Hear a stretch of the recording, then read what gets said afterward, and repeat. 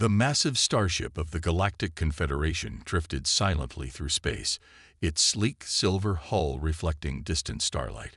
Captain Jae-sung stood on the bridge, his four-fingered hand resting on the command console. Outside the wide viewing window, a blue-green planet slowly grew larger. Earth. Another primitive world to be cataloged and managed.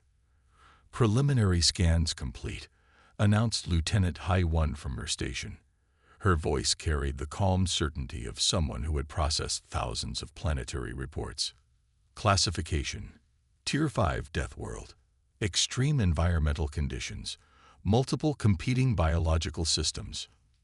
Jae-sung nodded, his scaled skin shifting slightly with the movement. Death worlds were notorious. Planets so harsh that only the most resilient life forms could survive. Most species from such environments were considered little more than aggressive survivors, barely capable of complex thought, let alone space travel. The ship's advanced scanning systems began their routine deep probe. Electromagnetic signals, communication networks, technological infrastructure, everything would be mapped and analyzed. It was a standard first contact procedure that had worked efficiently for thousands of galactic cycles. But something was different about Earth. The communication networks were chaotic.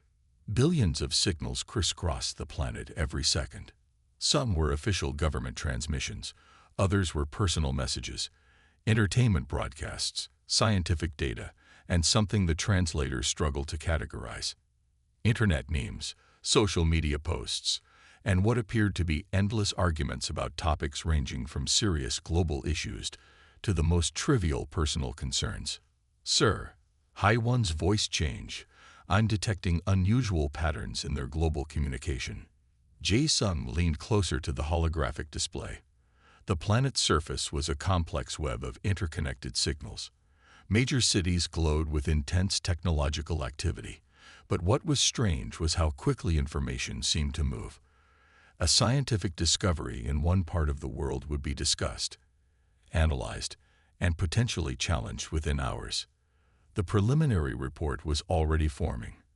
A species living on a death world, multiple competing political systems, massive technological disparities between different regions, constant conflict, yet somehow maintaining a global communication network that seemed to defy traditional understanding. Their initial plan was simple: make contact, assess the species' potential, offer guidance, which was often a polite term for controlled development. The Galactic Confederation had managed hundreds of pre-spaceflight civilizations. This would be routine. But the data streaming in told a different story. These humans were anything but routine. Their technology was a bizarre mix of advanced and primitive.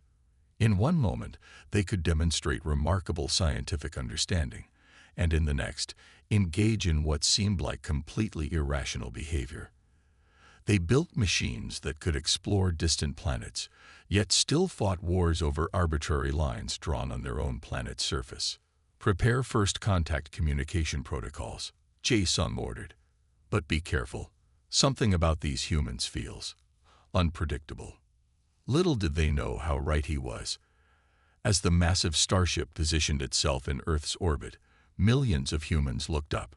Some with fear, some with excitement, some with complete disbelief, and a few, just a few, with a dangerous mixture of curiosity and preparation. First contact was about to begin. The Galactic Confederation's report would be unlike any first contact document in their history. Humans had completely rewritten the rules of how a young species was supposed to interact with advanced civilizations. Captain Jae-sung sat in the central analysis chamber, reviewing countless hours of data. The holographic displays showed a planet that defied every known classification system. Earth was not just another developing world. It was something entirely different. The initial assessment was complex. Humans were simultaneously primitive and advanced, violent and compassionate, divided and united. They had technologies that were laughably simple next to galactic standards, yet they had an ability to solve problems that made most advanced civilizations look rigid and slow. Communication logs showed something unprecedented. Humans had turned a potential first-contact conflict into a global collaborative project. Universities were researching alien technologies. Artists were creating interpretive works. Comedians were making jokes. Military groups were preparing defensive strategies. Yet somehow, all these different approaches were working together. "They are not a species to be managed," HFY reported. Her analysis was carefully worded. "They are a species to be understood." The technological capabilities were shocking. Humans had partially decoded alien communication systems in days. They had developed defensive technologies at a speed that should have been impossible. Most surprisingly, they did this not through a centralized system, but through a global network of researchers, students, professionals, and even amateur enthusiasts. Social media became an unexpected diplomatic tool. People from different countries, different backgrounds, different belief systems were sharing information, theories, and potential communication strategies. What should have been a moment of global panic became a planet-wide problem-solving exercise. The most surprising element was human psychological resilience, where most species would have been paralyzed by fear of an unknown alien threat. Humans responded with curiosity, creativity, and an unexpected sense of humor. They were processing the potential global changing event through multiple channels: scientific research, artistic expression, comedy, and serious diplomatic efforts. Military systems showed equally surprising capabilities. Instead of pure defensive preparations, human military groups were actively studying potential alien technologies. They were preparing multiple response scenarios. They were sharing information across national borders. What should have been a moment of potential global conflict became a collaborative global effort. The alien ship's initial plan had completely fallen apart. This was not a species that could be easily categorized or controlled. Humans were adaptive, creative, and seemingly impossible to predict. Schools and universities became unexpected research centers. Online learning platforms offered courses about potential alien interactions. Students were developing research projects about technological and cultural exchanges. The entire planet was treating the alien arrival as a massive learning opportunity. The Galactic Confederation had encountered many developing species, but humans were different. They didn't want to be guided. They wanted to participate. They didn't want to be told what to do. They wanted to understand and grow. The final report used a word that had never been used in a first contact document before: partners. Humans were not a species to be managed. They were not a civilization to be controlled. They were a dynamic, complex, unpredictable force that was ready to engage with the universe on its own terms. As the alien ship prepared its final report, one thing was clear: first contact was not the end of a process. It was the beginning of a conversation.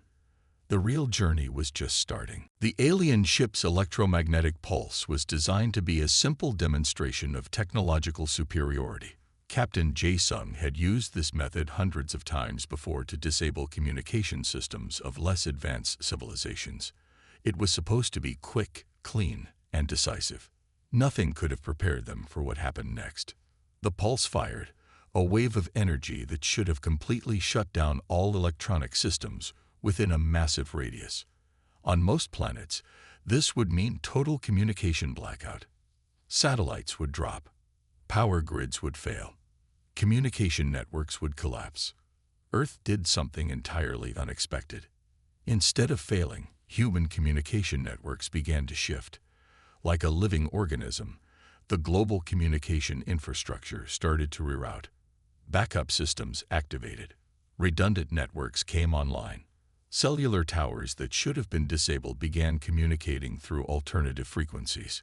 "Impossible," HFY whispered, her hands moving frantically across the monitoring systems. Within minutes, internet users were already posting about the electromagnetic disruption. Amateur radio operators created emergency communication networks.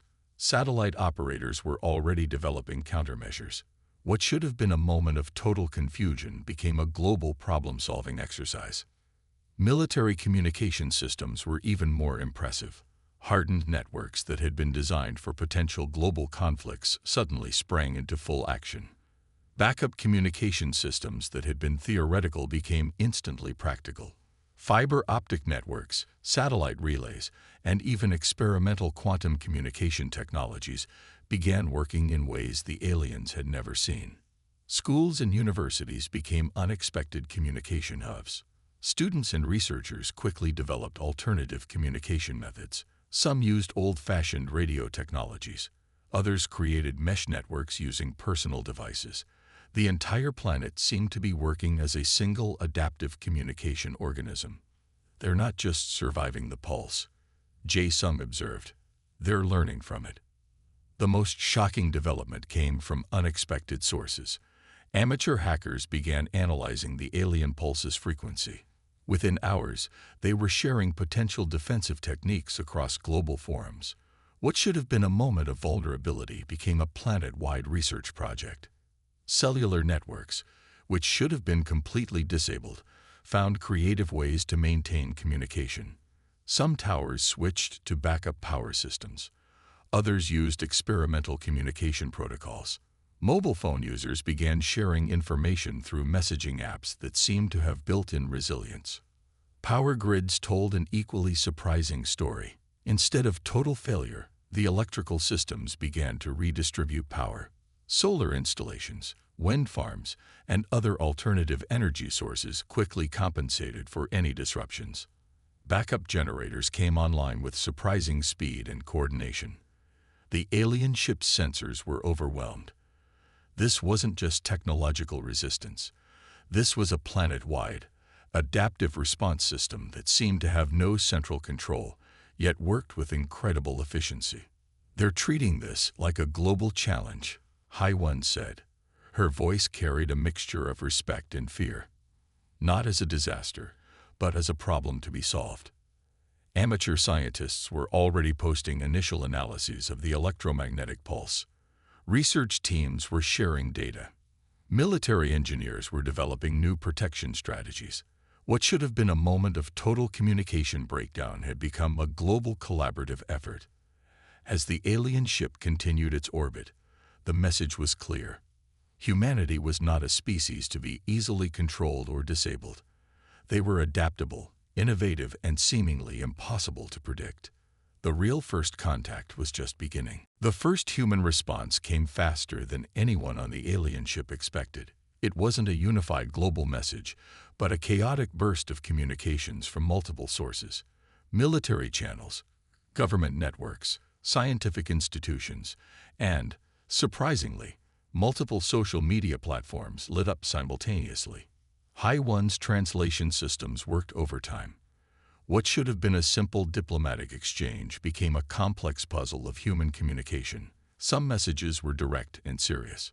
Others were filled with what humans called jokes. Communication patterns that seemed designed to confuse rather than clarify. "Captain," she called out, "I'm having trouble processing their responses. They're not following any standard first contact communication protocols." Jae-sung frowned, his alien features expressing a mix of confusion and growing concern. The human responses defied everything in the Galactic Confederation's diplomatic training. One moment, a military general would be discussing potential defensive strategies. The next, internet users would be creating memes about the alien arrival, mixing serious speculation with wild humor. A communication from the United Nations came through. Its tone was carefully measured, but underneath the diplomatic language, there was a clear message. Humanity was neither scared nor completely welcoming. They were curious and prepared. Military bases around the world began to move. Satellites repositioned. Communication networks hardened. But what was most surprising was how quickly different countries started sharing information. Nations that had been rivals for decades were now working together with surprising efficiency. "They're treating our arrival like a global challenge," HFY observed. Her analysis systems were working at maximum capacity, trying to make sense of human behavior. The translation of one particular internet forum caught everyone's attention. Users were discussing potential alien technologies, sharing scientific theories, and making predictions about first contact, all while maintaining a bizarre mix of serious analysis and playful speculation. One message particularly struck Jae-sung. A user had written, "If they come in peace, awesome. If not, we've got about 8 billion people ready to have a serious discussion about personal space." The linguistic nuance was lost on most of the alien crew, but HFY understood. It was a threat disguised as a joke, a communication style that seemed uniquely human. Military satellites tracked the alien ship. Radar systems, which should have been primitive by galactic standards, were surprisingly sophisticated. They weren't just tracking the ship, they were analyzing its design, trying to understand its capabilities. On the ground, scientific communities were in overdrive. Universities, research centers, and independent research groups began collecting and sharing data. What should have been a moment of global panic was instead turning into a massive planet-wide collaborative research project. "They're not afraid," Jae-sung muttered. "They're excited." A global broadcast began to form, not from a single government, but from a collaborative effort that seemed to include scientific experts, military leaders, and, surprisingly, representatives from various cultural and social groups. The message was clear and simple. Humanity was ready to talk, but on their terms. As the alien ship continued its orbit, millions of human eyes looked up, some with fear, some with hope, but most with an undefinable mixture of curiosity and determination. First contact was no longer a simple diplomatic procedure. It had become something far more complex, a global human event that would change everything. The alien reconnaissance systems worked overtime, capturing every detail of human activity. What they saw both fascinated and terrified them. Military bases around the world were transforming with a speed that defied logical explanation. In the United States, an automotive factory stopped producing cars within hours. Robotic assembly lines that had been making luxury vehicles were now rapidly constructing military equipment. Welding arms that once shaped car frames were now creating armored vehicle components. Workers who had been building commercial products were now designing defensive systems. In South Korea, technology companies immediately redirected their research. Semiconductor factories that produced computer chips began developing specialized communication and tracking technologies. Software engineers who had been working on mobile applications were now creating complex network defense systems. HFY's monitoring systems could barely keep up. "Captain," she called out, her voice tight with tension. "They're adapting faster than any species we've ever encountered." Jae-sung watched the holographic displays with growing concern. Civilian infrastructure was shifting to military production with incredible efficiency. What should have taken months was happening in days. Worse, the humans weren't just preparing defensively. They were actively analyzing the alien ship's technologies. Satellite networks began to change. Communication satellites repositioned. Some seemed to be actively scanning the alien vessel, collecting data with a precision that was unexpected for a supposedly primitive species. Internet traffic spiked. Thousands of research teams, amateur scientists, and military analysts were sharing information in real time. One particularly disturbing observation came from a global network of amateur radio operators. Within hours of the alien ship's arrival, they had created a planet-wide communication grid. They were tracking the ship, sharing data, and developing communication strategies faster than any official government channel. "They're treating this like a global challenge," HFY observed, "not as a threat, but as a problem to be solved." Manufacturing centers around the world began to show remarkable flexibility. 3D printing facilities that had been producing consumer goods were now creating specialized military components. Universities opened their research labs, with students and professors working alongside military engineers. The most surprising element was human cooperation. Countries that had been longtime rivals were now sharing technology and information. National borders seemed to dissolve in the face of this new challenge. What the aliens saw was not fear, but a global problem-solving mechanism that was both terrifying and impressive. In Japan, robotics companies began adapting their technologies for potential defensive uses. In Germany, engineering firms started developing new communication encryption methods. In India, software developers created complex simulation models of potential alien encounter scenarios. The alien ship's sensors picked up something even more unusual.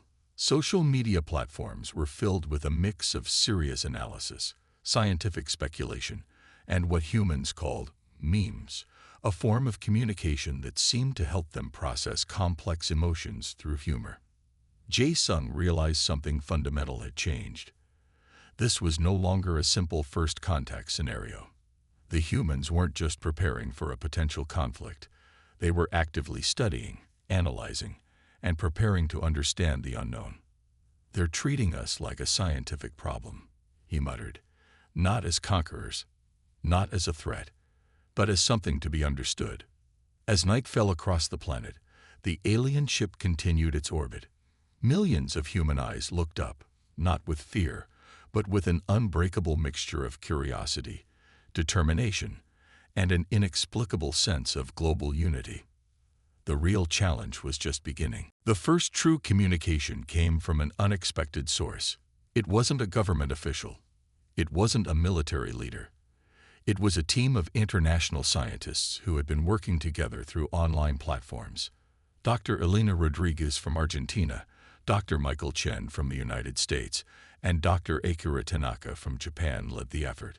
They had never met in person before the alien ship appeared, but now they worked together with a speed and efficiency that surprised everyone. Their message was simple but profound. It wasn't a threat. It wasn't pure scientific research. It was an invitation to understand each other.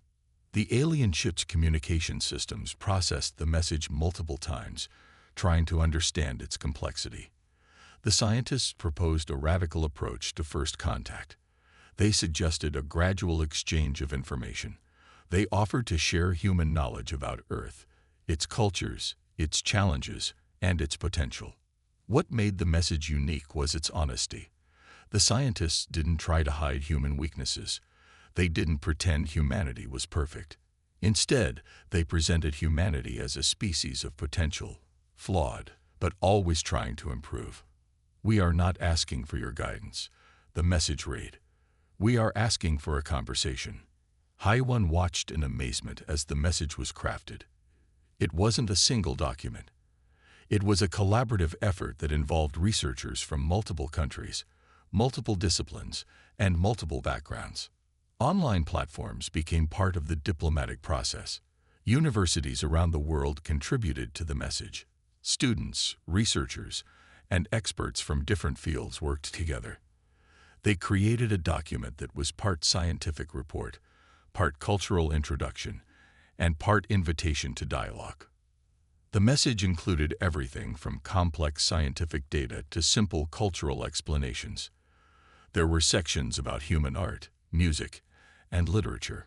Technical descriptions of human technologies were mixed with explanations of human emotions and social structures. "They're not trying to impress us," Captain Jae-sung observed.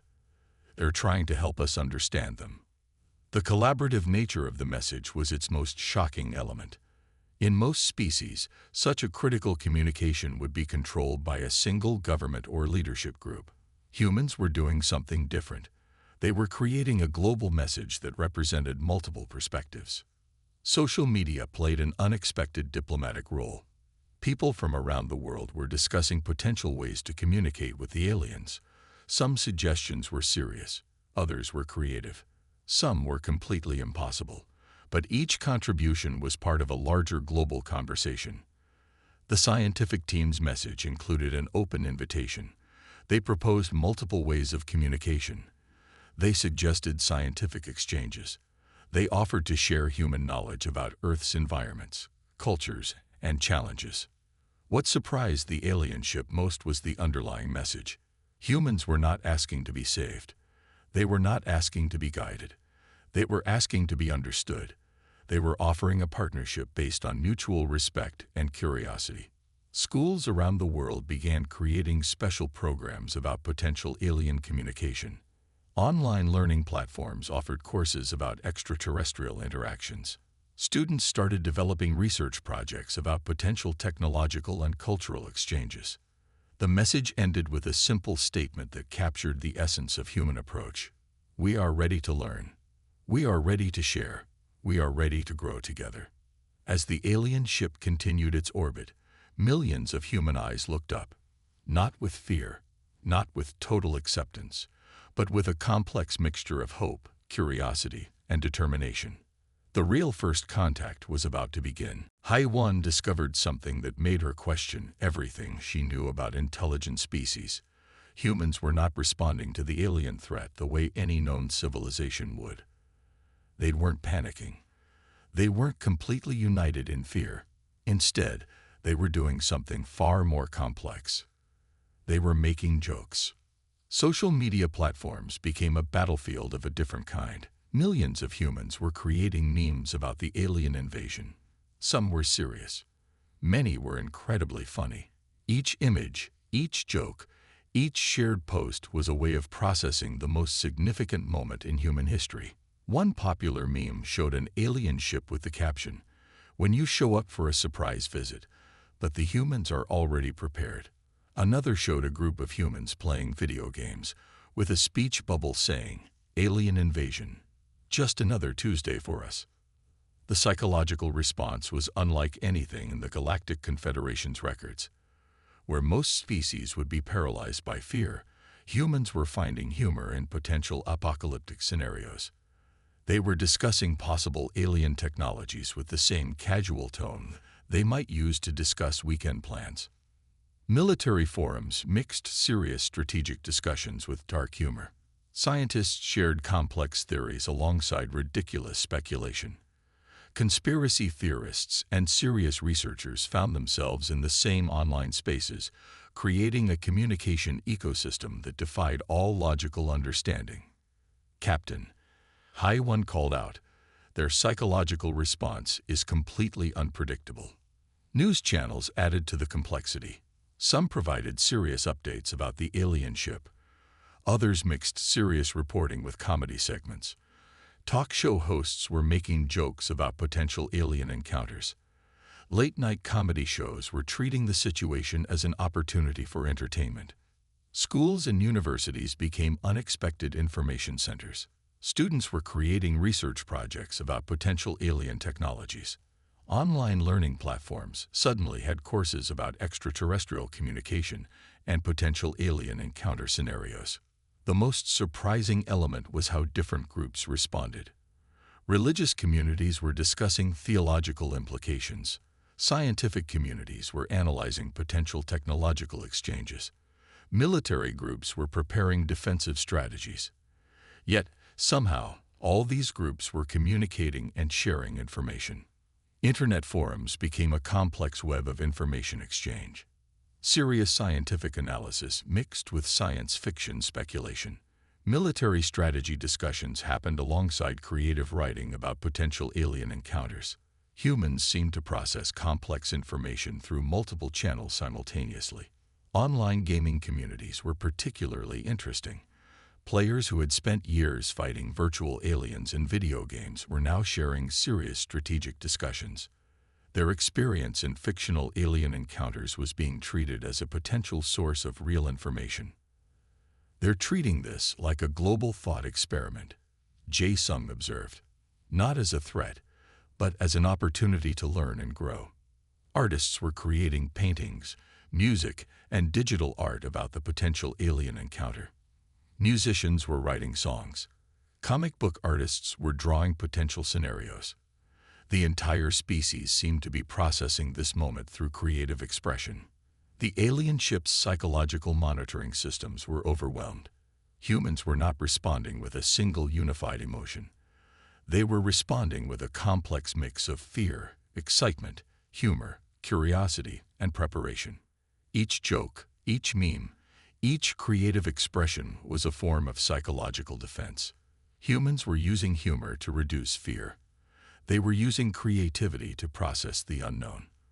They were turning a potential threat into an opportunity for global communication and understanding. As the alien ship continued its orbit, millions of human eyes looked up. not with pure fear, not with total acceptance, but with a complex mixture of emotions that no alien species had ever encountered before. The real first contact was about to begin. The turning point came unexpectedly. Humans began to demonstrate technological capabilities that made no sense to the alien observers. What should have taken years of research was happening in days, sometimes even hours. The first breakthrough came from an unlikely source. A group of university students in California discovered a way to partially decode the alien ship's communication signals. They weren't professional military researchers or high-level government scientists. They were just curious young people with access to powerful computers and an internet connection. Within 24 hours, their initial findings were shared across multiple research platforms. Computer programmers began writing decryption algorithms. Network engineers started developing communication analysis tools. What was supposed to be a closely guarded scientific discovery became a global collaborative project. Military research centers quickly joined the effort, but instead of competing, they shared information. Laboratories in different countries began working together, breaking down the alien communication protocols piece by piece. The speed was shocking. They're treating alien technology like a complex puzzle, HFY observed. Her monitoring systems could barely keep up with the flood of human activity. Satellite tracking systems began to show something even more unusual. Humans were not just analyzing the alien ship, they were actively developing technologies to interact with it. Amateur radio operators created special antenna arrays. Universities set up research stations. Even small technology companies began developing experimental communication devices. The most surprising element was how quickly humans could adapt. A communication protocol that should have taken months to understand was being partially decoded in days. Experimental technologies were being developed at a speed that defied the alien ship's understanding. Internet forums became unexpected research centers. Professional scientists worked alongside amateur researchers. Students shared theories. Technology enthusiasts created simulation models. The entire planet seemed to be working as a single massive research team. Space agencies that had been competitors suddenly started sharing information. NASA, the European Space Agency, China's space program, and other national space organizations began a level of cooperation that was unprecedented. They shared tracking data, research findings, and potential communication strategies. Military research centers showed equally surprising capabilities. Defensive technologies were being developed faster than the alien ship could track. Communication interception technologies appeared almost overnight. What should have been impossible was becoming reality. The alien ship's technological superiority was being challenged in ways that made no logical sense. Humans were not just defending themselves. They were actively trying to understand and potentially communicate with the alien visitors. Computer networks around the world began to show signs of coordinated research. Machine learning algorithms were being applied to alien signal analysis. Quantum computing centers started developing new decryption methods. Universities created special research programs focused entirely on the alien encounter. "They're not afraid," Jae-sung muttered. "They're excited by the challenge." Amateur astronomers played an unexpected role. Telescopes around the world were redirected to study the alien ship. Online communities shared observation data. Citizen scientists became an important part of the global research effort. The most shocking development came from unexpected sources. High school students were creating computer models of potential alien communication methods. Online gaming communities developed complex simulation scenarios. What should have been a moment of global fear had become a planet-wide problem-solving exercise. As the alien ship continued its orbit, the message was clear. Humanity was not a species to be easily understood or controlled.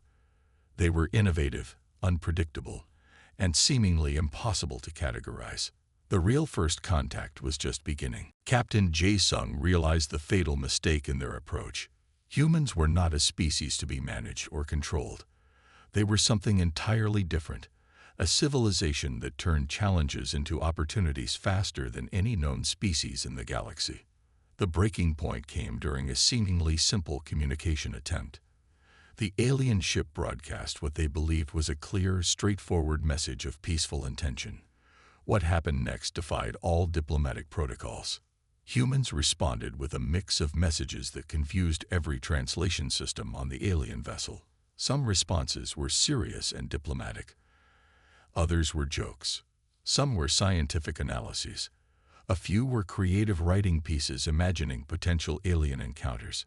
Social media exploded with discussions, memes, and wild speculations. One message particularly struck high. A teenager from Brazil had posted a video explaining potential alien communication methods, mixing serious scientific theory with comedy. A programmer in India had created an open-source algorithm to analyze alien signal patterns. A group of artists in Japan was creating multimedia presentations about potential first contact scenarios.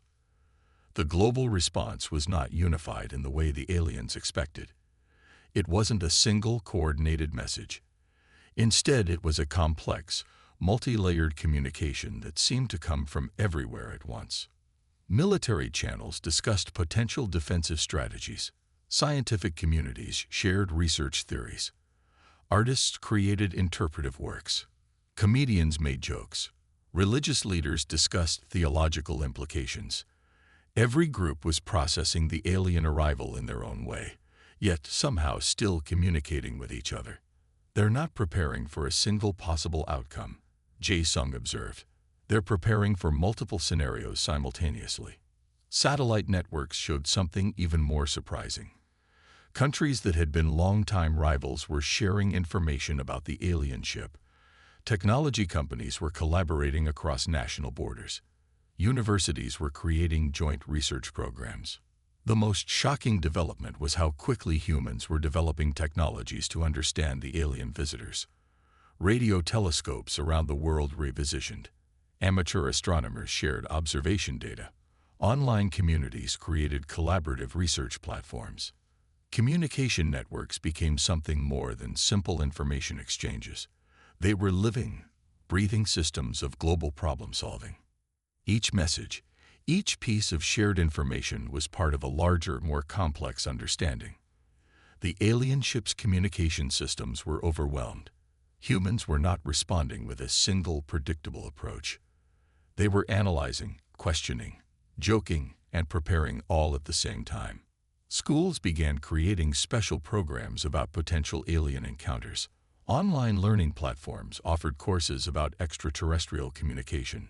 Students were developing research projects about potential technological exchanges. They're treating this like a global learning opportunity, Hai once said. Her voice carried a mixture of respect and fear. Not as a threat, but as a chance to grow and understand. Internet forums became unexpected research centers. Professional scientists worked alongside amateur researchers. Students shared theories. Technology enthusiasts created simulation models. The entire planet seemed to be working as a single massive research team. The alien ship's initial plan had completely fallen apart. This was not a species that could be easily categorized or controlled. Humans were adaptive, creative, and seemingly impossible to predict. As the ship continued its orbit, millions of human eyes looked up, not with pure fear, not with total acceptance, but with a complex mixture of emotions that no alien species had ever encountered before. The real first contact was about to begin.